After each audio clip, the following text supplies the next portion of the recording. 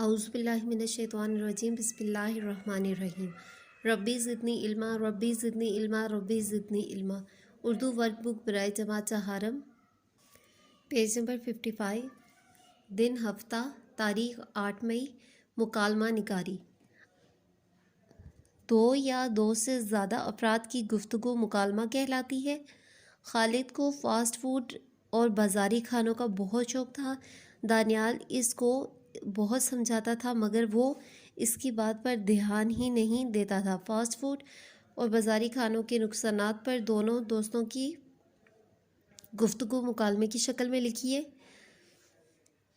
اب آپ کو یہاں بتایا گیا دو یا دو سے زیادہ افراد کی گفتگو کو مکالمہ کہتے ہیں، اور مکالمہ کس طرح سے لکھا جاتا ہے یہ دیکھیے۔ اب میں آپ کو بتاؤں گی، یہ انہوں نے فرسٹ پیج دیا ہے، مکالمہ لکھنے کا طریقہ بتایا ہے اور بتایا مکالمہ میں کیا کیا ورڈز استعمال کرتے ہیں اور کس طریقے سے لکھا جاتا ہے۔ السلام علیکم، یہ دانیال کہہ رہا ہے السلام علیکم، صبح صبح کہاں کی تیاری ہے؟ خالد وعلیکم السلام، میری طبیعت ٹھیک نہیں ہے۔ دانیال کیوں، کیا ہوا طبیعت کو؟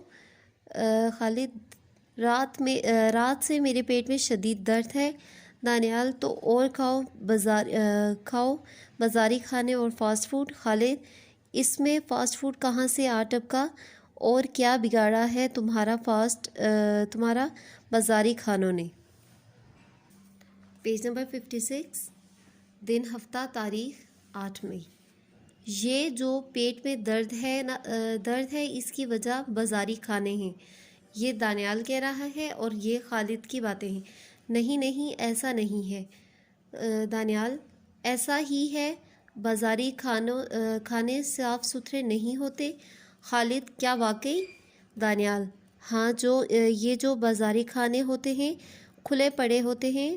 دانیال جی دیکھا تو میں نے بھی تھا، مکھیوں کو ان پر نہ صرف مکھیاں ہوتی ہیں بلکہ اور بھی بہت کچھ ہوتا ہے۔ خالد مثلاً بہت کچھ مثلاً خالد اب دانیال سے پوچھا ہے کہ بہت کچھ ہوتا ہے؟ دانیال مثلاً آئل وغیرہ بھی بہت اچھا والا نہیں ہوتا۔ خالد آپ کا مطلب ہے کہ گھٹیا اور خراب مال استعمال ہوتا ہے کیا؟ دانیال جی ہاں بالکل۔ خالد میرے دوست شکریہ، آپ نے مجھے حقیقت سے آگاہ کیا۔